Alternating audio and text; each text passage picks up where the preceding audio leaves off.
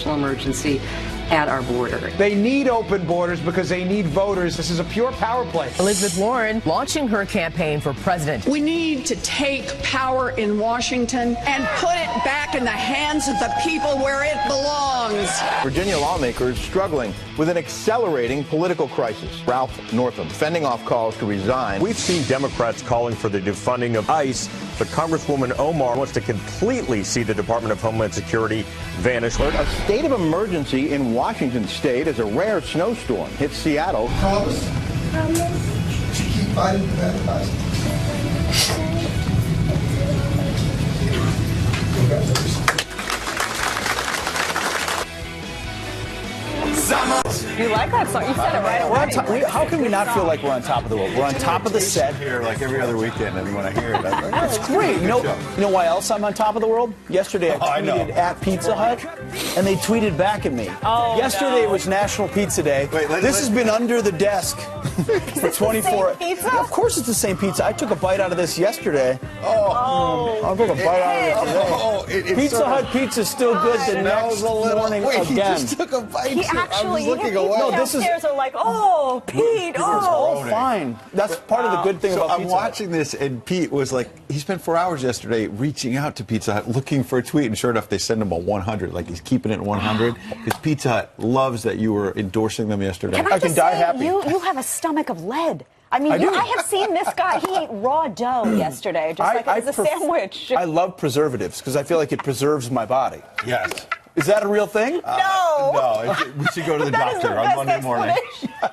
Now, I don't know if he has a... I don't go to the doctor, ever. Ever? Okay. We got to talk about that. I don't know if he has a concrete or a steel stomach, but the president is saying he doesn't care which one he has, but he is getting Gotta have something. One way or another, and that's where we start this Sunday morning. The president tweeting out yesterday that he is not giving in. This battle over the border continues. Remember, this bipartisan conference committee is still meeting. The clock is ticking, though, because they have a deadline of this Friday for federal funding to run out for several departments within the government. So he could have another partial government shutdown at the end of the week without a deal. Yeah, and the president tweeting, actually, the Democrats just don't seem to want border security. They are fighting border agents' recommendations. If you believe news reports, they are not offering much for the wall. They look to be making this a campaign issue. The wall will get built one way or the other. Not backing down there, Pete. Yeah, I think the operative part of that is they're not offering much for the wall. We're hearing information coming out of this bipartisan committee that maybe 1.3 or 2 billion will be thrown in there for fencing or a wall. That's going to be restrictions. Well, that's going to be very problematic for supporters of the president who believe the commitment to 5.7 billion, which used to be 25 billion, was the throwdown to build this wall. I don't know what they'll come out with, but my belief is whatever they come out with won't be satisfying to either side, which is a compromise. Right. But if you're the president, you're committed to this, and you have the opportunity for a national emergency, we'll see. Let's see what they present. But this is going to be a pretty important moment. Well, guess who's still weighing in? Because we haven't heard enough from her already. Hillary Clinton is back at it, and she is saying there's no emergency at the border. Take a listen.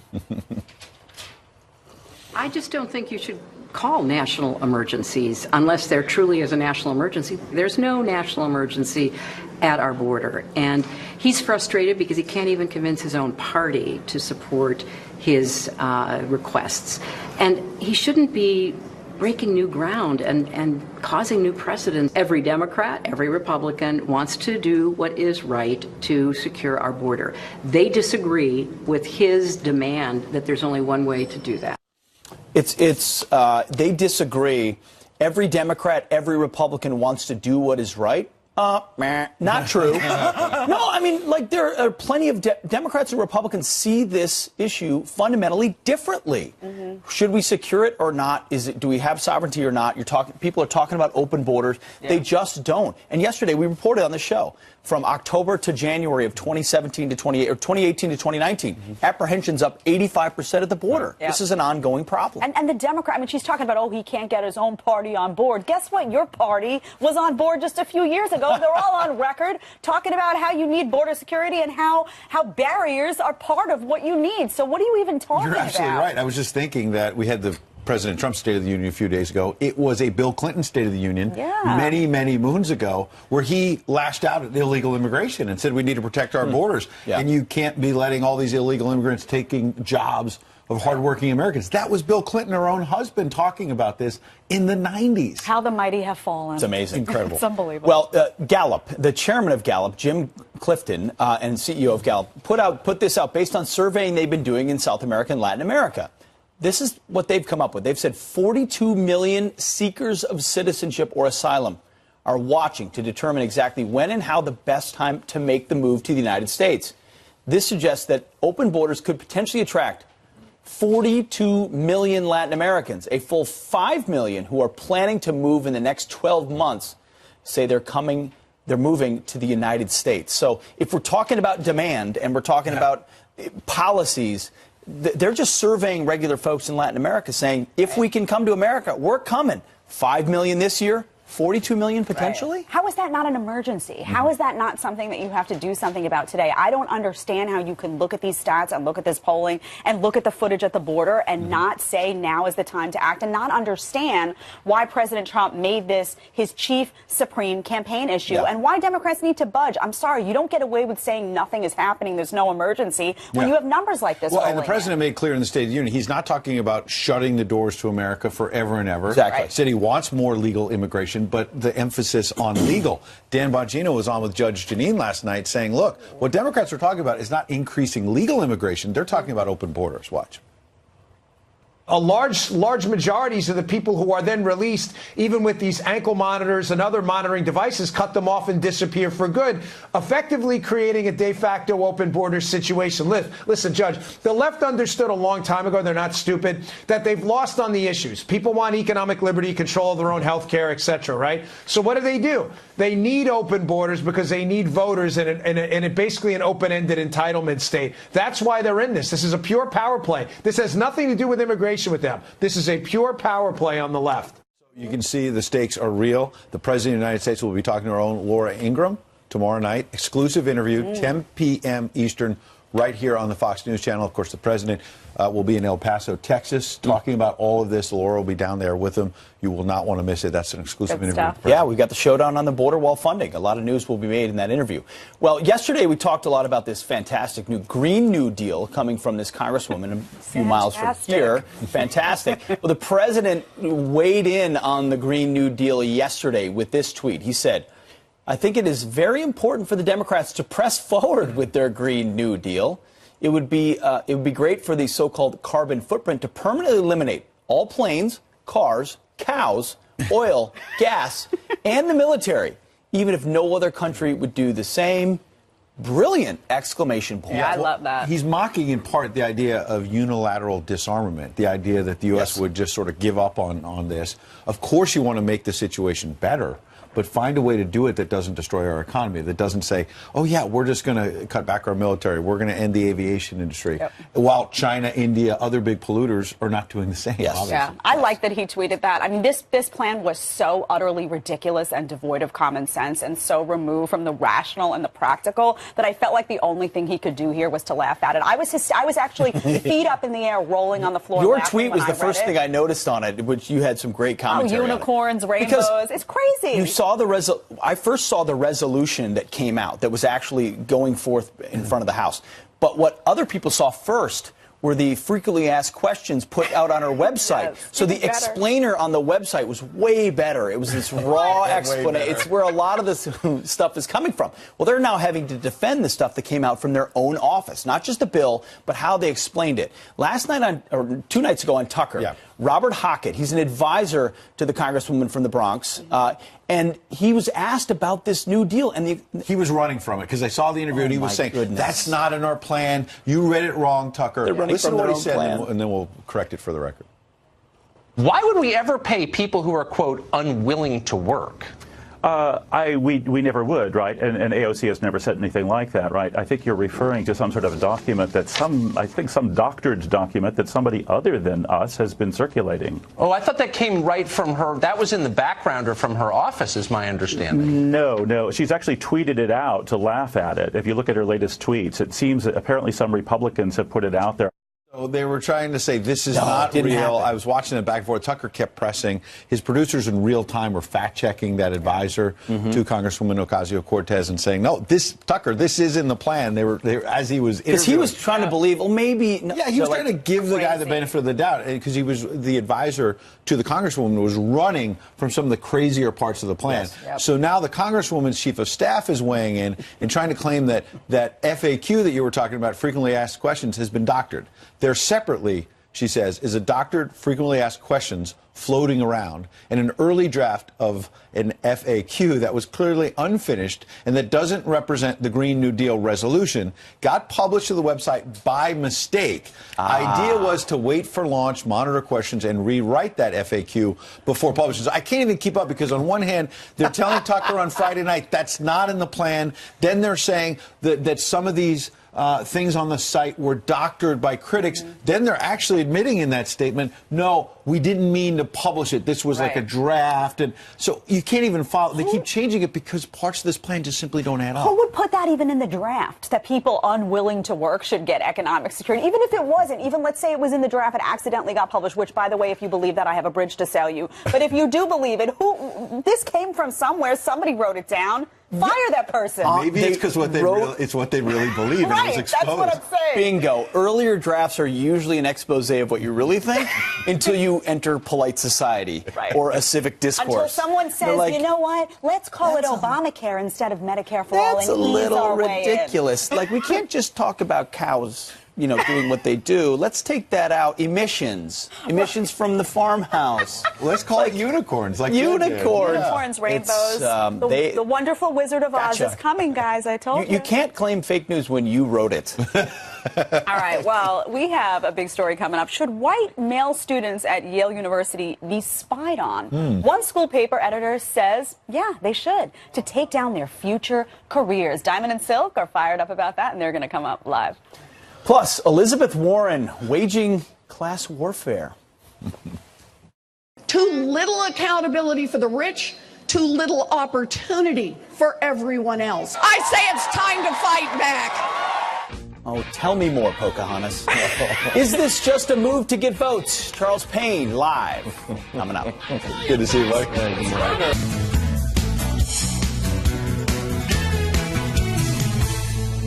That's what a rigged system looks like. Too little accountability for the rich, too little opportunity for everyone else. When I talk about this, some rich guys scream, class warfare. Well, let me tell you something. These same rich guys have been waging class warfare against hardworking people for decades. I say it's time to fight back. Okay.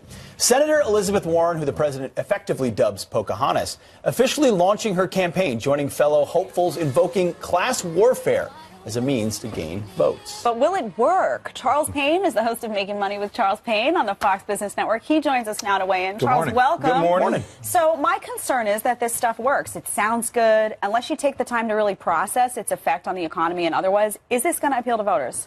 It might appeal to some voters, but the circumstances certainly at this moment have changed, right? Because it's a talking point that's gone on for well over a century. This is not a new political talking point, but consider where we are right now in this economy. When Elizabeth Warren says too little opportunities, and I'm thinking, well, we got 7 million job openings right now. 7 million. We don't have that many workers. We have more job openings than workers. So you might want to scratch the opportunity part, right? And then you start to talk about wages. I agree. Wages were in the dumps for a long time, particularly over the last 10 years. And 4 of the last 5 months, wages for non-supervisory workers have grown faster than supervisory worker wages. This has not happened in over a decade. So the things that are being promised are actually happening right now. So if you're a voter, you have to say to yourself, something is working. Something magnificent is happening. Over just the last jobs report, 304,000 jobs. And by the way, better paying jobs. You know, Walmart right now has jobs for truck drivers starting at $90,000 a year. Do you know how many nonviolent felons are working? People who had given up on ever having a job ever again are now working. And so maybe it works for some folks. But I think right now it's a bad time for them to go back to this well, although I don't know if they have any other wells. No, you're right.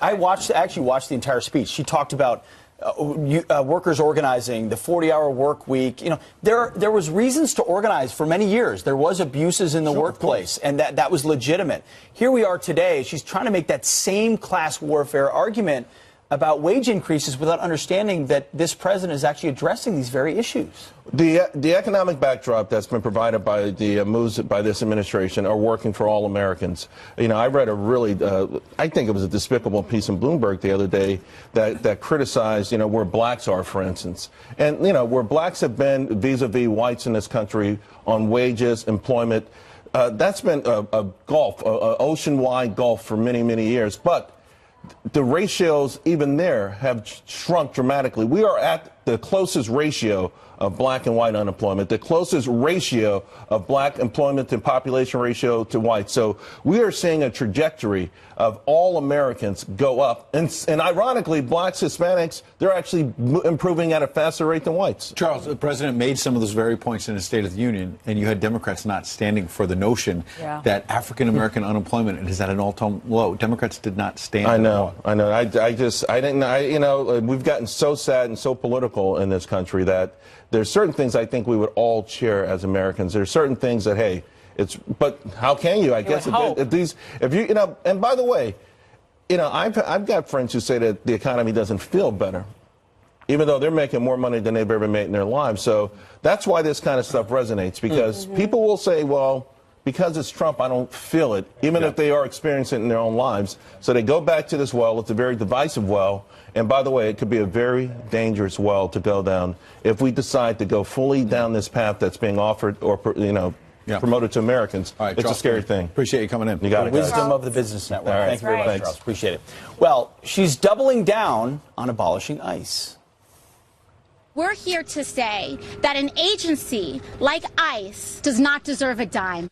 That an agency like ICE, which repeatedly and systematically violates human rights, does not deserve a dime. I will not give $1 to black box detention facilities that think that some people in this country are deserving of constitutional protections and that others are not. We are a nation and a land of laws. Thomas Hodgkin is the sheriff of Bristol County, Massachusetts. He joins us now live with his reaction. Good morning, sir. Good morning, Ed. How are you? Good. I just want you to jump in. I'm doing great, but I want to hear what you have to say about that. Is that factual? Is that the reality of the situation as a law enforcement officer? Boy, this lady's way out of touch. I got to tell you, Ed, this is going to be catastrophic for our communities throughout the country. Everybody knows that these criminally illegal aliens have, you know, killed innocent people. We got angel moms, dads, now angel children who don't have parents. And frankly, this is the same as saying that in New York City, the city council doesn't like the mayor, so they're going to start releasing MS-13 back out into our communities to victimize more and more people. That's where we're at with this kind of crazy thinking that this new Congresswoman has. Well, we'll talk about that because you invoke MS-13, and there was an MS-13 gang member right here in New York City, I believe in the Congresswoman's very district, who was now been accused with a horrific murder on a subway here in New York City just in the last week. Yeah, this is going on all over the country, Ed. And, you know, some of them are more notable than others. Yeah. But there's crimes happening every day and people being victimized. I'm 2,200 miles from the border of Bristol County. And we're the second most common place to find fentanyl. We have the 7th highest drug overdose rate. And these drugs, 95 or 90% of them are coming across the southern border. So this idea of her saying that we need to put these traffickers and these MS-13 members back in our community to wreak more havoc is outrageous. Her job is to protect the people of our communities and protect the citizens of this nation. And she's undermining law enforcement. She's putting us all in a very dangerous situation, all of law enforcement, and telling ICE that they're not going to have the money to work in the interior with us is just absolutely, it's crazy. So, Sheriff, you have a Democratic Speaker of the House, and Nancy Pelosi, who has said, I'll give $1 to a wall, and a new Democratic Congresswoman who's been getting a lot of attention saying, I will give not $1 to ICE. What would a strategy like that do to a community like yours? It will devastate our community. We'll have these criminally illegal aliens just roaming freely around and hands off. And look, This is all about politics. Everybody knows it. How does any elected official in this nation completely ignore the fact that we have angel moms and dads whose kids have died and know that more are going to happen by releasing criminally illegal aliens back in the community? I've got 220 illegals in a detention center I built for ICE. Yeah. And so I'm well aware of how dangerous these people are and what will happen. All right. Sheriff Thomas Hodgkin, we certainly appreciate your service every day in trying to protect your community and communities all around this great country. Thanks, Ed. Have a great day. Good to see you, sir. You too. A Yale University newspaper editor calling for students to spy, yes, spy on fellow white male college students in order to take them out in their future careers. Diamond and Silk are fired up about this op-ed. They join us live with their reaction next. And you've seen Robert Francis, Beto O'Rourke go to the dentist and Elizabeth Warren have a beer on social media. Now John Kasich, get this, he's giving yoga tips. My first yoga class today. Yeah, it was pretty hard, pretty challenging, but I kind of figured out it's not about me versus the world.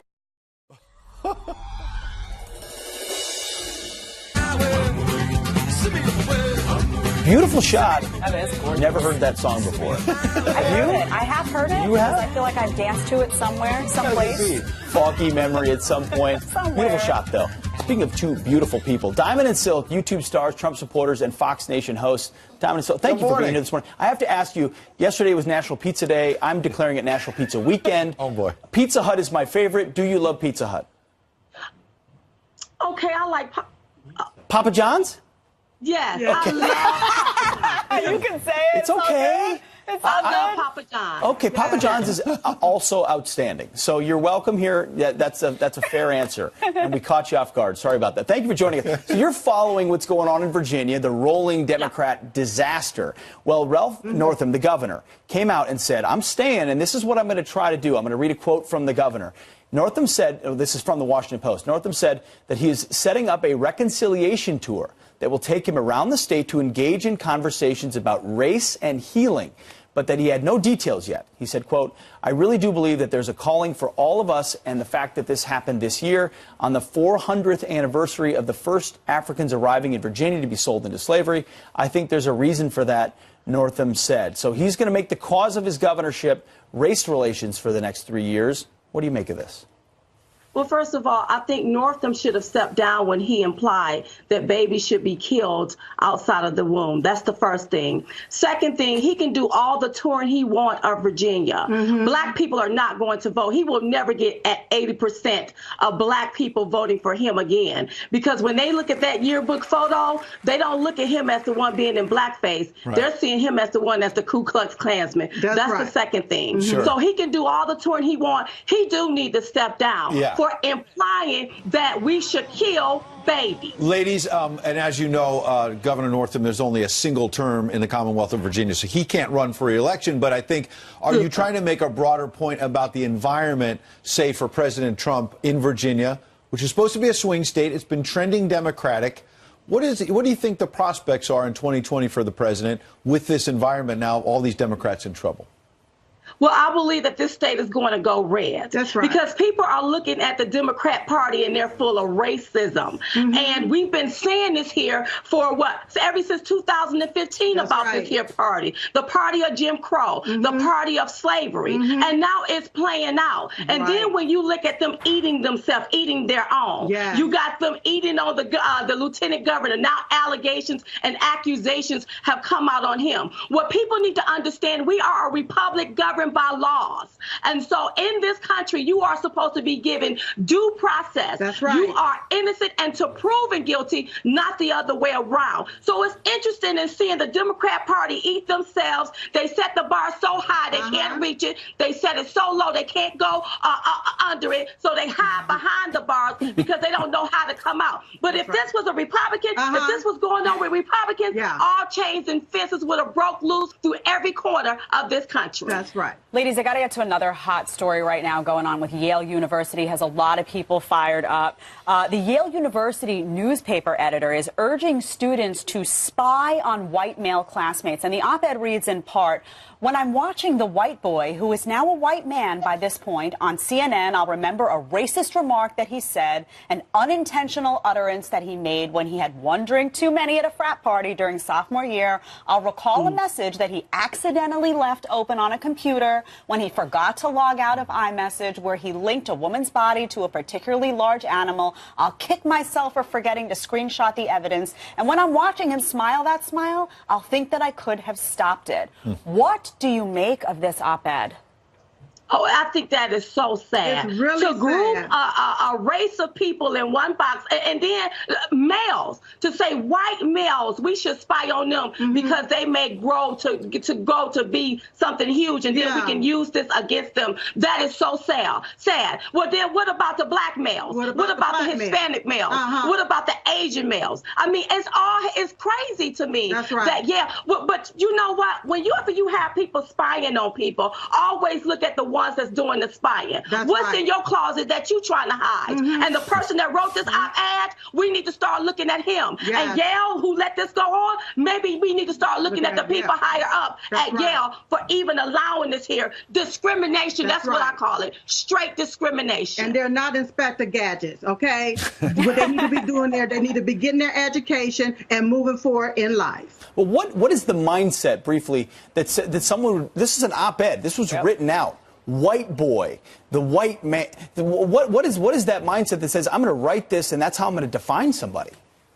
Well, what is the mindset of everybody going against the white man, the white boy? Well, just think about that for a minute. Why are we stereotyping and putting each other against each other? And we got to watch this group of people. See, that's what they did back in slavery. When they say, the Democrats, we got to watch the black people. And I see the same thing playing out with our white men. For what? Why are they trying to put us against each other? See, this is what they do when they push socialism. And then now they try to divide us, pick us apart, and put us against each other and looking at each other as if we're all doing something wrong. It's so sad. It's what it is, and it's sickening. It really is. Thank you, ladies. Always passionate. Love hearing what you have to say. And it's okay that you love Papa John's. Papa John's is good, too. People let it slide.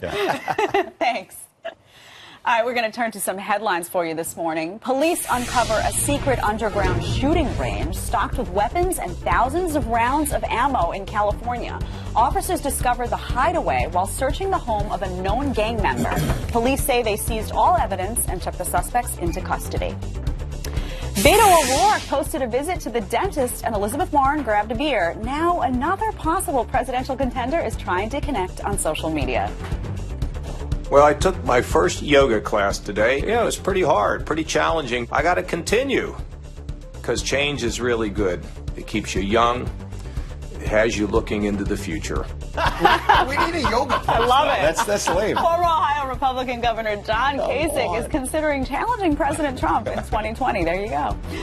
A new White House study shows President Trump's Obamacare reforms will save Americans $450 billion over the next decade. The reforms include repealing the Obamacare individual mandate and expanding short-term insurance plans. Obamacare supporters feared the reforms would raise premiums. The study shows the changes will save the government $185 billion. I say billion, by the way.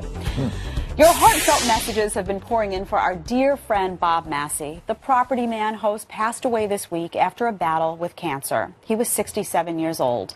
Many of you want to know how to send condolences. Well, Bob's family has asked you to donate in his name to organizations close to his heart. You can give to Building Homes for Heroes or the Nevada Childhood Cancer Foundation. We posted the information on foxandfriends.com. And those are your headlines. Wonderful causes for a great man, no doubt about it. Who is greatly missed. All right. Rick, good morning to you. Good morning, guys. There's a lot of weather going on this week for almost everybody across the country.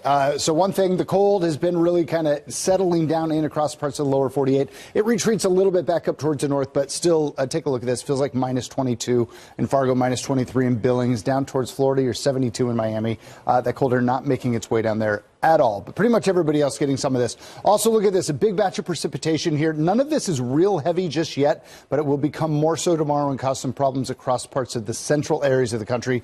But notice this morning some rain around Memphis, go up towards parts of Missouri, and you've got some freezing rain, and to the north of that, a little bit of snow. All of this action that we've seen out across the west, that is going to move towards the Central Plains, and it will become more active throughout this week. But parts of the west is going to be getting just really pummeled with rain and snow. Also, look at that right there across parts of the central Ohio, or the lower Ohio River Valley, central Mississippi River Valley. You're going to be talking about some flooding this week, 3 to 5 inches of rain.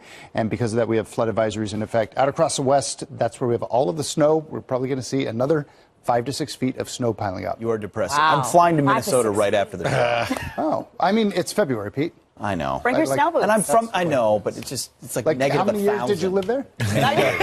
Long enough to know what you're getting into when you were there in February. Buckle up, Pete. Yeah. All right. Meanwhile, freshman Congresswoman Ilhan Omar calling to defund Homeland Security, the entire department, just 1 hour after insisting workers get back pay.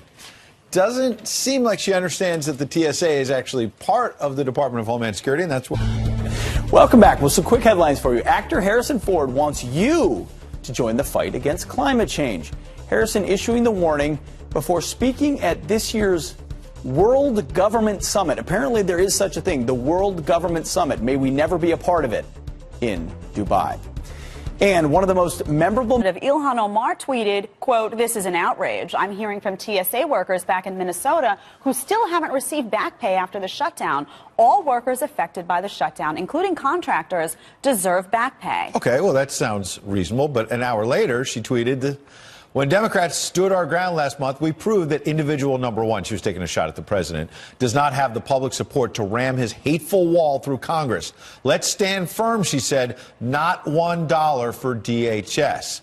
Here to react, former U.S. Deputy Assistant Secretary of Transportation, Oliver McGee. Good morning, Oliver. Good morning, Oliver. So, good morning, Ed and Jedediah. She doesn't seem to understand that if you want to get back pay and you want to defend the country, these are the same people who work for the DHS. So how are you going to defund the Department of Homeland Security? Well, I always say I like my borders like my sodas with lots of ice with a little bit of Homeland Security on top. This is the third largest agency in the government, Ed. It is $45 billion, and it's a consolidation merger of 22 federal agencies after 9/11. This agency is a huge, huge part of the federal government, and Representative Omar is thinking about cutting it. That's crazy. This thing includes the Secret Service, it includes TSA, it includes ICE, it includes border control. But more importantly, it's about terrorism mitigation. It's about critical infrastructure and cyberspace. Even as she's tweeting on her iPhone, this agency protects the use of her iPhone and makes sure it's safe and secure. But most of all, it's about nuclear, biological, and chemical weapons of mass destruction control. Basically, carrying down the Homeland Security is basically taking down the USS Enterprise. It's pretty remarkable.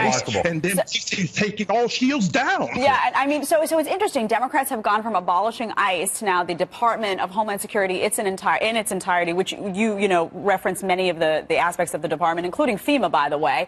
So is this just not? Does she just not know, or is she kind of showing us the real cards by slipping up? Is this kind of like a Freudian slip here? No, I don't think it's a Freudian slip, Jedediah. I think it's really all about what President Trump was saying in the State of the Union address. The far left has just gone really stuck on socialism, and most of the rest of America is choosing to be great with America. So we really want to have our Homeland Security and border security, and we want our wall. We spent $150 billion to fund Iran under Obama. We can afford $5 billion to give Donald Trump his Great Wall. So this is really about politics as usual on the left, and they're just trying to get clickbait. All right, Oliver McGee, appreciate it. One thing to get clickbait, another thing to want to defund basically a department that keeps all of us safe. We really appreciate you bringing some facts this morning. Thank you. Thank you. Thank you. All right, actor Rob Lowe now deleting a tweet that took a jab at Elizabeth Warren. That's because the Twitter mob is going after him in full force. We'll take a look and let you decide next hour. And from bracketology to barkatology, the Westminster Kennel Club. 2 nights, 7 groups, nearly 3,000 dogs, and one big prize. For the 4th year in a row, the Purina Pro Plan is hosting the $1 million Westminster Kennel Club Dog Show Bracket Challenge, where dog lovers and sports fans can enter for a chance to win big. This year, Purina has partnered with singer and dog owner Nick Lachey. He joins us now. Love dogs. Love dogs. Good Have combination. my own. Very good combination. I think there's a lot of people out there like me. So obviously, we all know when you have a little skin in the game's a little more fun. I know you've probably filled out a bracket every time March Madness comes around. Well, this is our dog sporting version of that. Instead of being a bracketologist, today I'm the barkatologist. It's what you always aspire to, barkatologist. It's a good title. So yeah, this is a chance to win $1 million. It's so easy to do. Go to ProPlanBracket.com. You enter your picks, as I've done here, and a chance to win $1 million. Folks might not even know about this. So the final show we see on TV, it's at Madison Square Garden. Yep, but you've got the hound category, toy, non-sporting. Yep. I know nothing about the categories, but when you go to the website, you can look at the different dogs. So each category's got multiple breeds within the group. Yep. So you pick one winner of the group, pick your winning breed in each group. As you see, mine are listed here, and then of course you pick your best.